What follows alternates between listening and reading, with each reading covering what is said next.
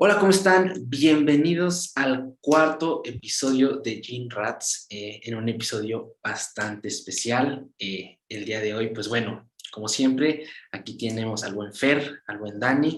¿Cómo andan, Fer, Dani? Vientos, aquí seguimos de pie. Emocionado por la invitación con Jorge y pues nada, darle. Perfecto. Y pues bueno, como lo dijo Fer, el día de hoy tenemos el primer invitado en el canal.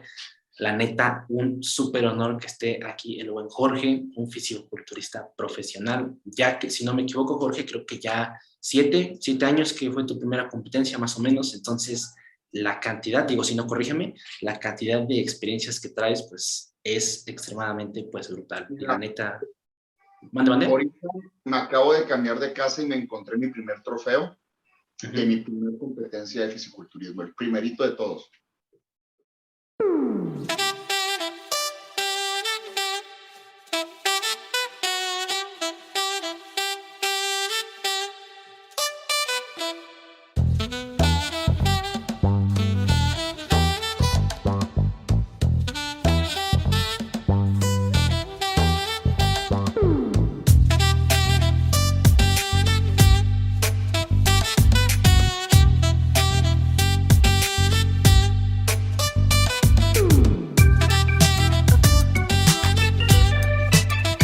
Competencia fue en el 2005.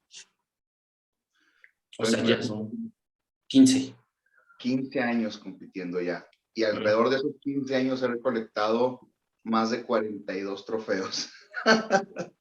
Entonces, sí ya llevamos caminito recorrido. Pero bueno, aquí andamos para platicar, ahora sí que entre mamados.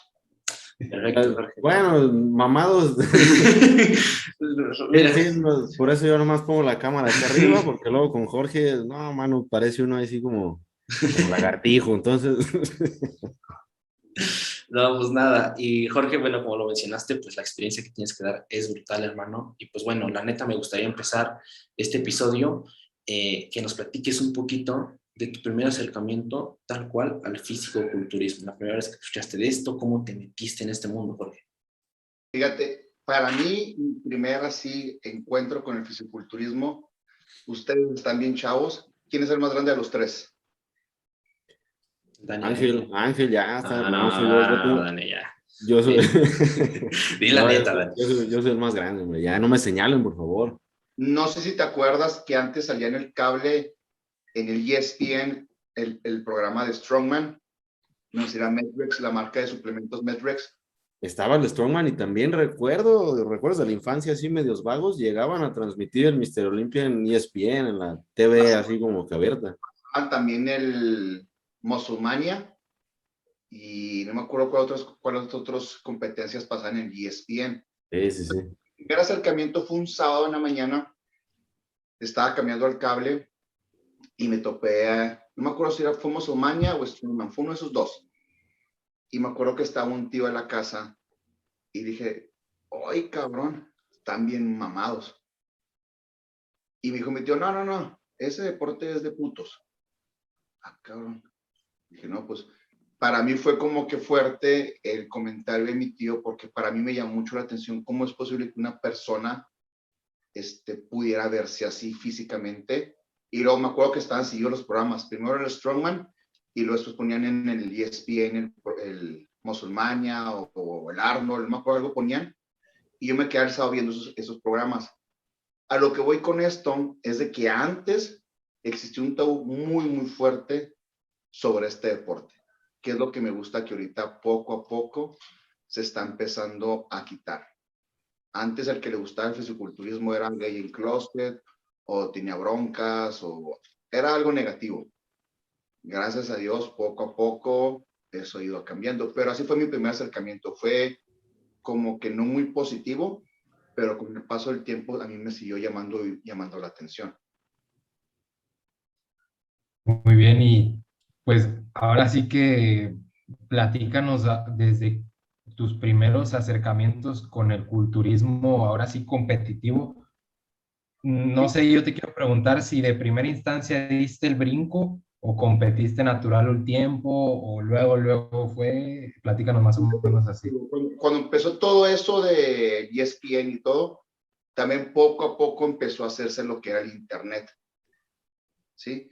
Entonces, para mí, como que fue muy rápido, más bien por mi entrenador, la persona que me está llevando en ese momento, pues eran las herramientas que él tenía, ¿no? El reconocimiento que él tenía, lamentablemente. Entonces yo pensaba que haciendo ejercicio me iba a poner mamado. Tan era así que yo en el patio de mi casa, donde está el calabozo, mi papá en paz descanse, tenía un banco ochentero que era hacías press de banco y extensión y curl. Y ahí yo me acuerdo que llegaba de la secundaria y me encerraba toda la tarde. Y hacía lo que yo sentía de ejercicio. Pues esto es para el pecho, se siente aquí o en el hombro. Me quedaba ahí 2-3 horas. Después mi hermana, mi hermana la mayor fue modelo, fue señorita Chihuahua. Ella me acercó al gimnasio de pesas, pero con el entrenador que me llevó se dedicaba a la halterofilia. Entonces, ya me meten a la halterofilia en base a engaños de que ahí me voy a poner mamado. Y empiezo a entrenar y digo, bueno, pues a qué horas empiezo a hacer curl de bíceps, a qué horas empiezo a hacer estas chingaderas. Y no pasaba a hacer sentadillas, arranques, enviones, pesos muertos, todos los tipos de ejercicios de halterofilia. Y yo, güey, qué pedo, y a qué hora me pongo mamado, ¿sabes cómo? Y para mí fue como que duró un buen tiempo ahí porque ahí me querían para Panamericanos. Me querían concentrar para que yo fuera a representar a México porque me hicieron, o sea, fui a competir en halterofilia y en las primeras competencias siempre fui atleta del año, campeón estatal, campeón municipal. Quedé cuarto lugar en las Olimpiadas Nacionales Juveniles en el primer año. Entonces mi entrenador me quería mucho ahí, pero realmente eso no me llamó la atención. El error de mi entrenador, que es un entrenador cubano, de hecho él fue el que entrenó a la mexicana Damaris, que se fue a las Olimpiadas de aquí, Chihuahua. Su error fue el siguiente. Me mandó al gimnasio de enseguida, donde era un gimnasio de hipertrofia, un gimnasio de fisiculturismo. Y literal, cuando entré a ese gimnasio, era como el gimnasio de Rocky Balboa, todo cochino, güey, todo sucio. Había ratas, güey, de este tamaño así, entre las tarimas. Y me dijeron, bueno, vas a entrar a ese gimnasio de fortalecimiento. Yo, va. Y, oh, sorpresa, fortalecimiento, curl de bíceps, press de banca, jalón al frente. Y luego, güey, ¿qué es esto que siento? Me estoy poniendo mamado, ¿sí sabes cómo? Ese fue el error de mi entrenador, porque me empezó a gustar ahí. Entonces, de ahí yo empecé a buscar una persona que se dedicara a eso dentro de los alumnos que están en halterofilia. Y encontré un nutriólogo que tiene un amigo que competía en fisiculturismo. Y me dijo, él te puede ayudar con la dieta y a lo mejor un poco de ejercicio. Cuando me acerco con esta persona, me dijo, pues vamos a ver qué tanto traes. Y el primer entrenamiento lo hice con él. Y a él le llamó mucho la atención la fuerza que tenía para ser un chavito de 16, 17 años. Entonces, entre la plática, yo le dije, no, es que yo quiero verme como los güeyes del ESPN. Y pues bueno, caí en la famosa trampa de que siguen cayendo los chavitos hoy en día. No, ¿te quieres poner mamado?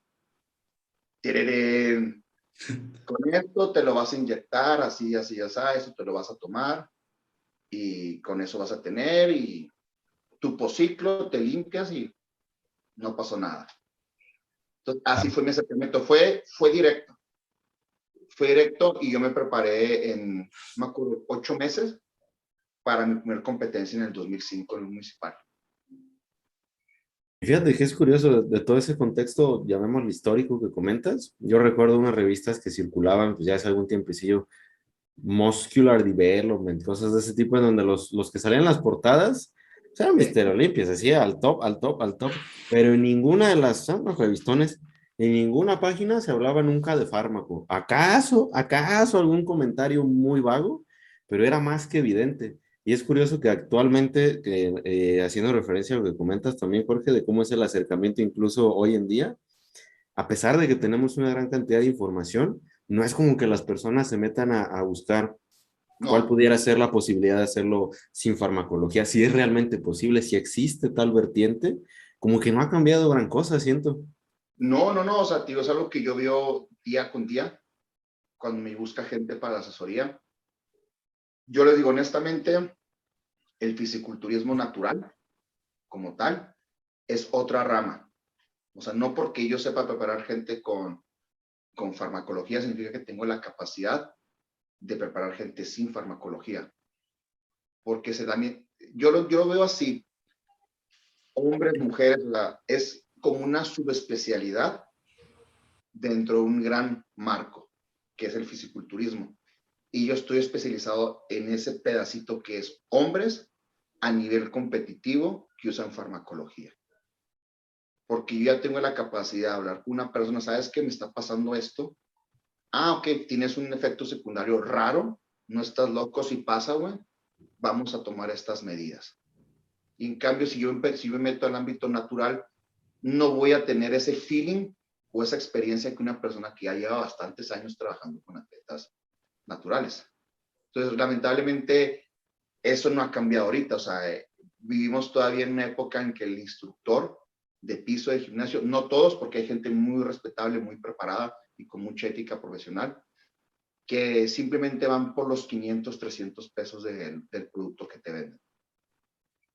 Claro, y ahorita, Jorge, respecto a lo que comentabas y que comentamos en sí, que aún el tocar el tema tal cual de química, siento que aún hoy en la actualidad como que es un tabú pues bastante fuerte, ¿no? Al final de cuentas como que se toma como que no, es que no hay que preguntar eso, o no hay que decir eso, y a veces definitivamente es muchas veces lo que más consumimos, porque de repente los mejores físicos que tienen de alguna u otra parte mucha influencia en redes sociales, como hoy lo sabemos en Instagram o en TikTok, un gran porcentaje usa farmacología, un gran porcentaje usa química, y de alguna u otra forma como que ver esta otra parte de realmente necesitas química, realmente la requieres.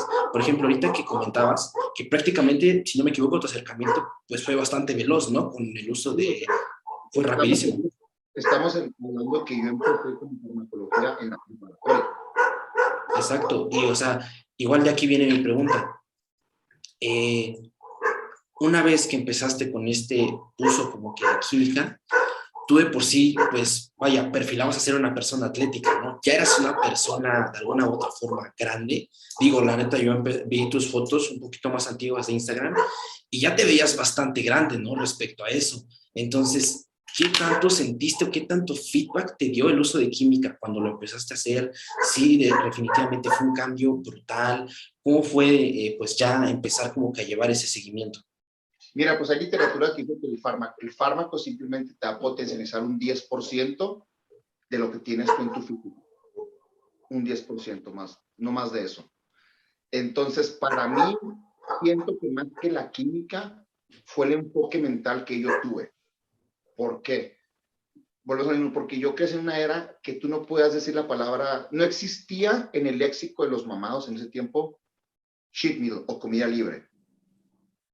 ¿A qué me refiero con este contexto? O sea, era de que, güey, nuestros ejemplos a seguir eran Dorian Yates, Ronnie Coleman, Jay Cutler, gente masiva, gente muy grande. Y con el poco acceso que se tiene a información y al Internet, cuando te metías a los foros de Internet, a los foros de fisiculturismo, que durabas 1 hora y media en bajar un clip de 5 minutos de YouTube, esa es la información que recibías y decías, güey, es que yo quiero estar así mamado. Y luego veías cómo comía Jay Cutler, cómo comía Ronnie Coleman, cómo comían ellos. Entonces, eso a mí me empujó mentalmente que decía, ok, ellos lo están haciendo, yo tengo que comer igual, tengo que entrenar igual, los mejores lo están haciendo, yo quiero ser uno de los mejores. Entonces, yo siento que la química sí tuvo un papel importante en mi desarrollo como atleta, pero no fue lo principal, porque antes era hasta cierto punto complicado encontrar química. O sea, ¿dónde la comprabas? No había laboratorios underground como ahora. Antes estaba controlado. Y si los querías conseguir en la veterinaria, no te los vendían. Porque antes era la única manera de conseguir en la veterinaria. Entonces los mismos de la farmacia veterinaria tenían el contacto de los entrenadores y no te vendían. Entonces, para mí, yo siento que más que la química fue el enfoque mental que yo tuve en ese momento. Fue la información que yo recibí, que fue para mí mi base, mis cimientos de crecimiento como atleta. ¿Por qué digo que fue eso más que la química? Porque ahora todos tienen acceso a química. Todos venden chingos de chochos y donde tú quieras los puedes conseguir. Ok, si fuera la química, ¿por qué estamos viviendo una era que la categoría super heavyweight está desapareciendo? Ahorita acaba de pasar el evento de El Salvador, donde yo en un carnet profesional, y no hubo categoría super heavyweight. Llegó hasta la categoría heavyweight. Entonces, realmente es más que el fármaco, es la cuestión mental de qué tanto te quieres progresar. Obviamente sí me ayudó, pero en sus inicios fue más que nada el contexto que yo quise agarrar y cómo me quise, o sea, la mentalidad que yo tuve. Yo quiero estar así de grande, así de masivo, así quiero estar yo. Porque, pues sí soy química, pero no, para mí no siento que haya sido un gran factor.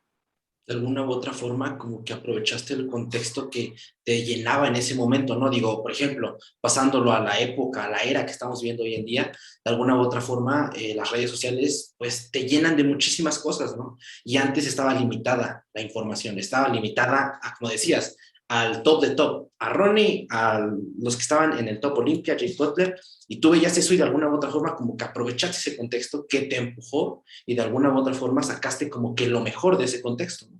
Exactamente, mira, muy sencillo. Antes no existía Classic Physique, Men Physique y 212, que antes de la 212 era la 202.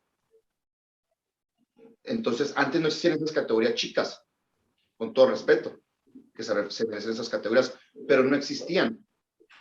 Realmente, si tú aspirabas a ser un profesional de fisiculturismo, era ser open y se chingó. No había más. La categoría de la 212, que pesó como las 202 libras, fue a partir del 2003, me parece, una cosa así. O sea, no tampoco tiene tanto tiempo. Entonces, te digo, yo crecí con ese contexto. O era estar masivo, grande, o mejor dedícate a otra cosa, güey. O sea, no pasa nada.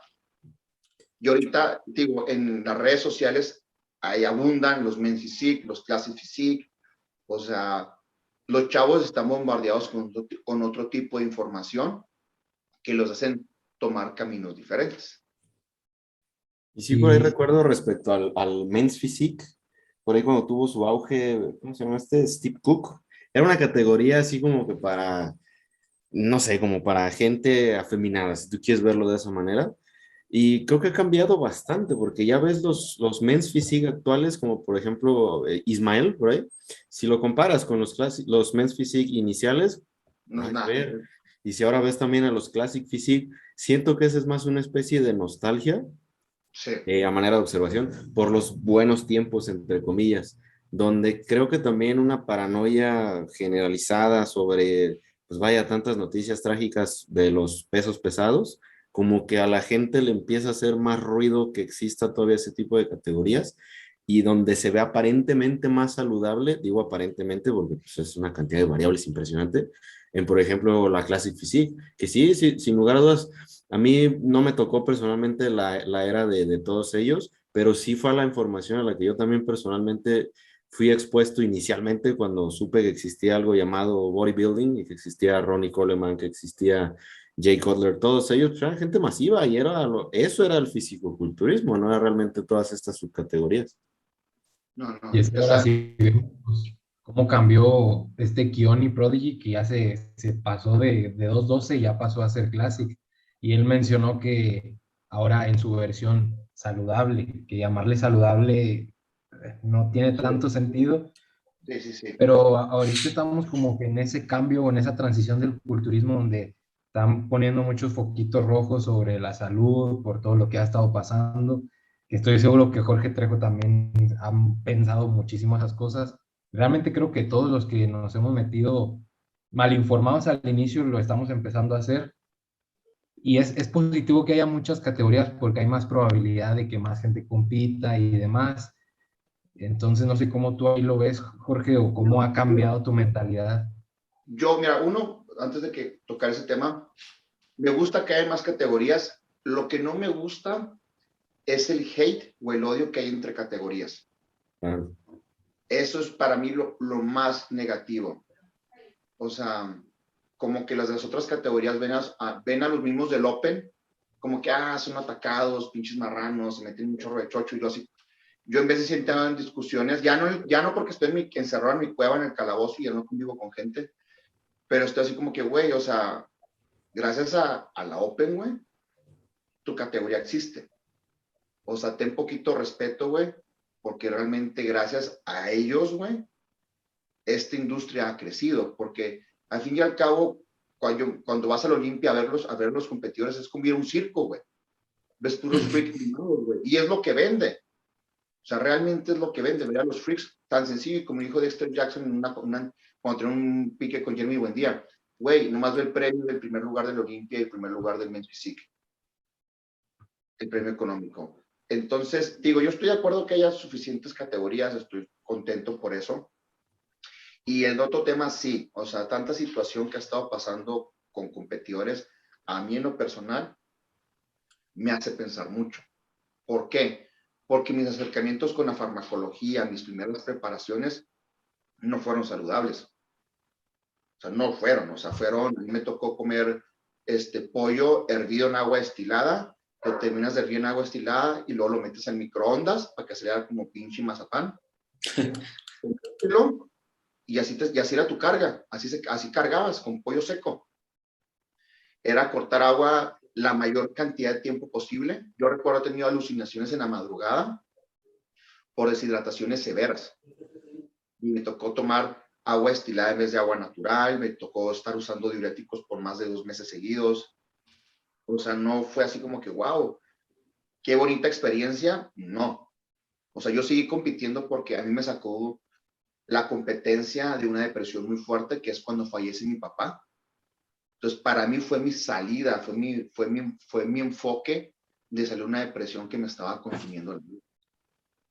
Pues de ahí me agarré del deporte. Y Dios me ayudó a que me fuera bien. Entonces dije, pues soy bueno en esto, pues voy a seguir, a ver hasta dónde puedo llegar. Bueno, entre comillas, aquí en el rancho que es Chihuahua. Claro, no, y Jorge, por ejemplo, ahorita la neta me da muchísima curiosidad el hecho como de esta transición, digo, respecto a cómo te preparabas en eso entonces, platica un poco como que cómo fueron estos choques, porque quiero suponer que tuviste un buen de choques cuando de repente decían, oye, pues, ¿para qué usas destilada? Mejor usa esto, te mostraste hasta cierto punto como que negativo ante como que este tipo de nuevos pensamientos, o dijiste, bueno, lo voy a intentar. ¿Cómo fue ese encuentro de como que ver las nuevas ideas? Yo tengo así bien grabado como que los flashbacks en mi cabeza, así archivados de todas esas preguntas que me haces. Porque mira, yo me acuerdo que para una preparación estaba en mi cama de mi cuarto acostado, totalmente cansado, depletado. Mis preparaciones antes eran de nomás comer media taza de frijoles cocidos en la mañana con 14 claras de huevo y eran todos mis carbohidratos del día, media taza de frijoles de la olla. Después de ahí era puro lechuga con pollo hervido, otras 6 comidas. Y duraba en ese plan de alimentación 4 meses. 4 meses así. Entonces yo me acuerdo un día que estaba totalmente depletado en mi cuarto, llorando del cansancio, güey, porque no había glucógeno en mi cuerpo, güey. O sea, totalmente agotado. Y está la película de Rocky Balboa. Y sale Rocky corriendo en una pinche playa con Apollo Creed. Y le digo, ¿cómo madres, güey? Ese güey que es actor, esos güeyes que son actores tan más mamados que yo, más rayados, güey, y están recontentos en la playa actuando, güey, mientras yo estoy aquí en la casa valiendo verga, bien depletado, bien cansado y entonces se me marcan los pinches cuadritos. ¿Qué pedo, güey? Dije, yo estoy haciendo algo mal. Y yo me paré ahí y empecé a intentar entrar a los foros de internet que había antes de fisiculturismo y empecé a estudiar y empezar a tratar de ver qué chingados se hacía. Digo, y con el entrenador que tuve en sus inicios, güey, como que intentaba actualizarse, pero se actualizaba con lo mismo que había, porque antes toda la información se concentraba en el sur de México. Toda la información se concentraba en el DF. Entonces nosotros como del norte de Chihuahua pensamos, güey, es que tengo que irme al sur del DF, tengo que irme al DF o a México, porque ahí está la información, o sea, ahí están los preparadores buenos, ahí están los mamadotes de México, ¿sí? Pero pues vuelvo a lo mismo, antes viajar en avión era complicado, antes no había WhatsApps, antes no había celulares, apenas iban a ser los pinches teléfonos celulares. Entonces, tu información está, tu círculo para obtener información era muy reducido. Entonces, mi entrenador se actualizaba como podía. Después de ese entrenador, me pasé a otro entrenador que fue el hermano, que es el hermano de Oscar Domínguez, el esposo de Sandra. Claro, sí. Un hermano que se llama Ricardo, que es aquí de Chihuahua, y él me empezó a preparar y él me empezó a actualizar más porque ya tenía, él es ingeniero en sistemas, entonces como que también era bien freaky con las computadoras y todo, y me empezó a compartir, mira, aquí en este link encuentras esta información, aquí compras libros, la chingada, y él me empezó a ayudar, y ya en ese entonces se crea Facebook, sale a la luz Facebook, y voy a un campeonato nacional, mi primer nacional, en campeonato nacional donde quedó cuarto lugar en novatos, y ahí yo conozco a José Luis Graham. Y ya después por medio del Facebook me empiezo a contactar con él y empieza otra evolución mía. Y ya las preparaciones ya no son con agua destilada, son un estilo más americano, pero no estamos en un estilo americano saludable, estamos en un estilo americano súper atacado, güey. O sea, si tú me preguntas mis ciclos con José Luis que usaba, te diría, no, mejor pregúntame qué no usé, güey. Porque mis jeringas eran de 5 o 6 ml diarios, donde traía todo, güey. O sea, traía todo. Yo traía ciclos de sustancias de hasta 12 sustancias por ciclo. Entonces, ahí duré con José Luis 6 años. Ya empezó Instagram, ya empezó a crecer más Facebook, ya había celulares, ya había WhatsApp, ya estaba una revolución tecnológica a madre, güey. Y como aquí en la frontera, aquí está cerquita de la frontera con El Paso, Texas, tengo un amigo que se empieza a dedicar a lo mío, pero más en el ámbito de venta de suplementación de deportistas de élite. Y le dije, oye, güey, pues tú que trabajas con gente, güey, contáctame entrenadores. Quiero mejorar. Y él me contactó con Matt Jensen. Entonces ya cuando empiezo a trabajar con Matt Jensen, se da cuenta que fue un brinco cuántico de información. Dije, ah, cabrón, güey, qué pedo. Yo me acuerdo que me mandaban mis planes y los leía. Y empezaba a analizar todo. Dije, ah, cabrón, pues ¿por qué está haciendo esto? Y me ponía como que a desmenuzar los planes y a estudiarlos. Y yo cuando le mandé mi primer plan a Matt, me dijo, güey, ¿qué pedo con eso? ¿A poco eso es en el México? Le dije, sí. Me dice, esto está demasiado viejo. O sea, esto está mal, güey. Necesito que te hagas estos estudios en chinga. Entonces, para mí sí fue un brinco muy fuerte, güey, en cuanto a información, que hasta cierto punto me salvó de que no me hiciera más daño físicamente. Cuando empiezo a aplicar esa información con la gente, porque todos empezamos así, mono veo, mono hago. Entonces, Matt me mandaba los planes a mí y yo les hacía pequeñas modificaciones y los mandaba a mis alumnos. Y empiezo a ver que empiezan a mejorar sus marcadores de sanguíneos, empiezan a verse mejor, empiezan a progresar mejor. Digo, güey, entonces yo sabía que había otra información más acertada que lo que estaba haciendo. Entonces, para mí fue como que, wow, qué chingón, que por fin, y yo le hablé a Matt, yo me tuve muy presente a Matt cuando le hablé para mi primer campeonato, para mi primer Mr. México, le hablé en la madrugada a las 4 de la mañana y dije, güey, estoy bien contento. Me dice, primera vez estoy disfrutando una competencia. Dije, por primera vez estoy cargando, güey, contento, güey. Tengo música aprendida, güey. Estoy bailando, me estoy pintando contento, güey.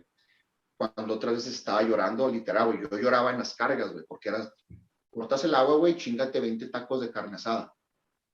Entonces yo me acuerdo, güey, que las pinches tortillas estaban así, güey. Y también ya pedacía suela de guarachi y yo llorando porque me lo tenía que acabar, güey. O sea, ya era empezar a comer a las 8 de la noche, güey, y me acaban los pinches 20 tacos a la 1 de la mañana, güey. Entonces, para mí fue un brinco muy fuerte de información y mucho gusto tener ese brinco de información. Bueno, pues como estábamos comentando, después de un pequeño corte, estaba comentando Jorge respecto un poquito a las experiencias que ha tenido. Jorge, ¿te faltaba complementar algo? ¿Mande? ¿Ibas a complementar algo más respecto a lo que estabas hablando? No. Bueno, y pues, dale, Fer, dale, Fer. Realmente nosotros ahorita estamos así como que impactados. Bueno, yo he vivido algunas de esas malas prácticas porque igual empecé a los 16 años, pero Ángel, Daniel, es como que no creían que esto pasaba o ya no los está platicando alguien más cercano. No, y pasa aún todavía. Sí, exacto. Entonces, estamos así como que algo impactados de las prácticas, tanto que has hecho, cómo ha cambiado, y dice Ángel, el enfoque mental, que realmente es el que te hacía sobrevivir en ese tiempo, o sea, no había más. No había más, o sea, mira, tocando ese tema de cuando estaba tumbado en la cama así valiendo verga por mi vida, decía, güey, es que si Ronnie Coleman pasa por esto, pues yo también, güey. O sea, más que la chingada, resulta que no puedo. ¿Sabes cómo? O sea, para mí era, digo, es que era realmente lo que me alimentaba mi mente. O sea, es un enfoque mental muy fuerte. Y cuando podías descargar el video de YouTube después de 50 horas y escuchabas a Dexter Jackson, a los demás pros hablar, que era eso, güey. O sea, no, es que tienes que ser fuerte de mente y te va a cargar la verga, pero tienes que aguantar. Y era tu motivación. Y dices, bueno, pues ese güey pues lo está haciendo. Y luego veías que sus comidas libres, güey, porque no había tal palabra, güey, cheat meal no existía. Era lo que conocemos como un refeed. Ellos comían más de lo mismo, más carbohidratos, metían a lo mejor carnes rojas, y esa era su carga, su comida de refeed. Entonces digo, yo creo que ha sido de las cosas que yo extraño de esa época, la dureza mental que te hacía esa época. Es que siento que es una combinación muy extraña porque a mí también lo estoy viviendo en carne propia, es como que siento que yo antes tenía Más más dureza. fortaleza mental que ahora, porque ahora solo estás viendo como que los puntitos rojos y los riesgos y dices, ay, güey, lo hago, no lo hago, hasta qué punto mi mente puede más que mi Mira, físico y en realidad te importa más el físico. un ejemplo que tú lo vas a entender así en chinga, güey. Mis dietas de volumen eran medio kilo de arroz por comida, más de 250, 300 gramos de pollo, carne o pescado 7 veces al día. O sea, era sentarme con el pinche plato, no era un plato, era una cazuela, güey. Una pinche cazuela, medio kilo de arroz por comida, güey. Estamos hablando que me chingaba 4 kilos de arroz, 3 kilos de arroz al día, güey. Ya hechos, en mi etapa de volumen. O sea, a la gente digo, güey, era sentarte a comer 1 hora, güey. O sea, te sientas y lo comes y lo quieres guacarear y lo tómate toda la verga, güey. Yo me acuerdo que agarraba limón o salsa valentina en la lengua y tengo que ganar, güey. Tengo que estar masivo, tengo que estar grande. Eso no te lo da el chocho, güey. No. Discúlpame, pero no, el chocho no te da eso, güey. Entonces me acuerdo que, ay, cabrón, ya. Caminaba poquito, güey, o me acuerdo que andaba con la bandeja como zombie en la casa de mis papás comiendo para estar parado, güey, y que la comida fuera cayendo. 1 hora, güey, comiendo, y ay, güey, ya terminé de comer, güey. Ay, güey. 2 horas y otra vez, güey, a comer, güey. Entonces, yo creo que tú me entiendes en eso, Fernando, de que eso ya la gente no está dispuesta a hacerlo. Lejos, vamos a dejar de lado que si es bueno o malo para la salud. La gente ahorita ya no está dispuesto a sufrir un poquito, güey. No estoy diciendo mucho, a sufrir un poquito en cuanto cuando les aprietas la dieta, tanto para volumen como para corte. Sí, siento que está un punto bien clave porque ahorita se facilitan mucho las cosas, entre comillas, porque hay muy buenas herramientas, tenemos más información a la mano, pero me ha tocado con clientes que están sufriendo con, no sé, 2,300 calorías. Ay, güey, eso es como que no. ¿Sabes qué les digo yo? Chíngate 8,000 a ver si es cierto, güey. ¿Qué es lo que yo tenía que comer? 8,000, 9,000 calorías. Y cuando me asustaba, güey, me acuerdo que el primer video que vi, cuando estaba en esa etapa de volumen, me lo recomendó José Luis, y era el video de Marcus Rull comiendo, güey. Inmenso Marcus Rull, leyenda de todo ese rollo. Que voy viendo su plato de comida, güey, porque no entendía ni más porque sus videos estaban en alemán. Y luego, pues un pinche platote así de arroz, güey, con unas pinches pechugotas y pues es que así es, güey. Ni pedo, chingale, así es. Y años de hacer lo mismo. Pero casi nadie sabe, güey, que Marcus Ruhl tuvo 2 o 3 operaciones de ombligo, güey, porque se le desprendió por tanta comida, por tanta distensión abdominal y problemas digestivos. Pero bueno, eso que dice Fernando ahorita es un punto complicado, güey, que yo siento que es porque ya hay tanta información que bueno, pero también no están dispuestos como que a estar un poquito inconformes físicamente en el aspecto de, ay, güey, es un chingo de comida, güey, es poquita comida. Fíjate que son varios puntos muy, muy interesantes que me gustaría abordar un poquito más. El primero es de la identidad del fisicoculturismo, de la identidad precisamente de esa vieja escuela en donde el motor no era la farmacología, era pues esa mentalidad de, yo quiero estar al lado de esos, quiero llegar a ese nivel. Y sí desde luego no es secreto de nadie que se tiene que utilizar farmacología a esos niveles, pero pienso que no era lo que movía a las personas a hacer todo eso. Muy sencillo, Daniel, bien sencillo. Antes no había óxido. Güey, te ibas a entrenar sin puto óxido al gimnasio, o sea, andabas cansado, lo que tú quieras. Ibas y llegabas, bueno, al menos yo llegaba y siempre, antes no me suyo en la frente, güey, así todo lo que iba a entrenar. Voy a dar un mejor esfuerzo, voy a ganar, me van a pelar la verga. Voy a dar un mejor esfuerzo, voy a ganar. Así, güey, hasta que entraba algo en mí, güey, y pum, a entrenar, güey. Mi óxido de vez en cuando era tomar un café, güey. Pero ¿sabes por qué no me lo tomaba? Porque no estaba en mi dieta. O sea, yo decía, ay, soy chico malo, una taza de café, y no me la puso un instructor. ¿Y sabes cómo? Y no lo hacía siempre, güey.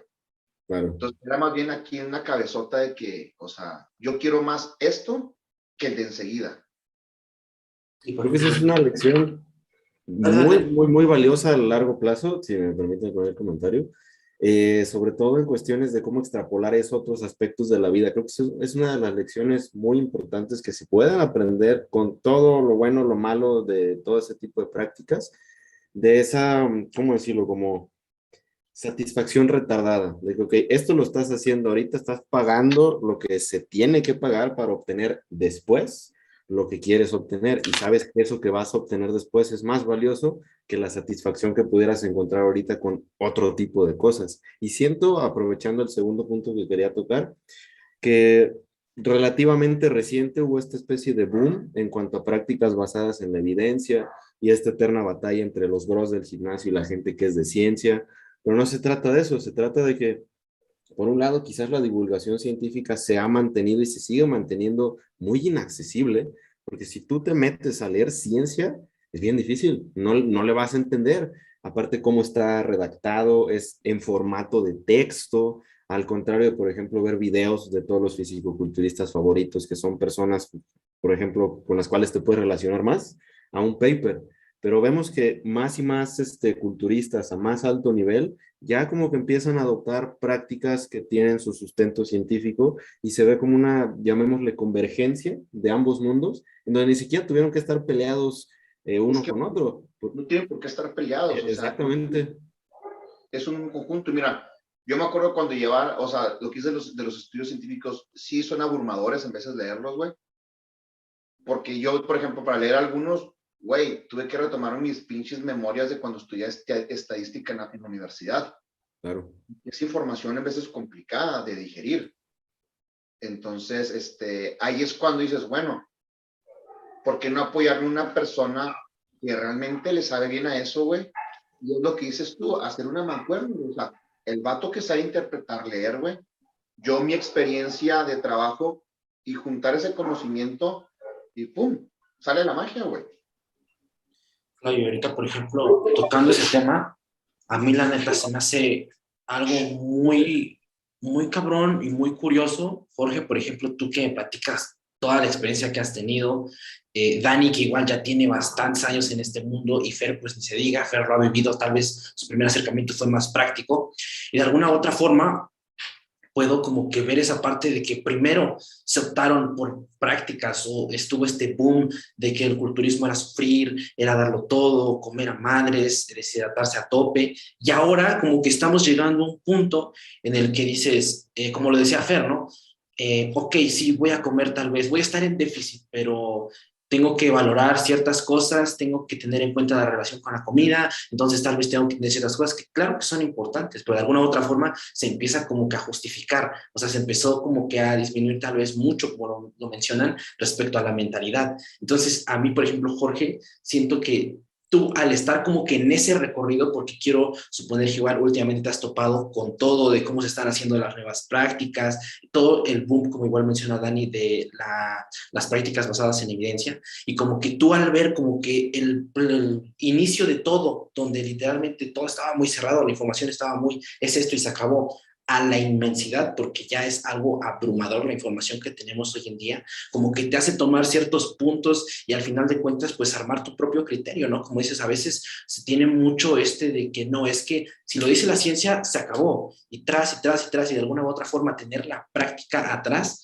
de alguna u otra forma hace que puedas generar acciones que, por ejemplo, ahorita me gustaría que nos platicaras un poquito respecto a eso, por ejemplo, que llevas ahorita en la actualidad, respecto al culturismo de manera general.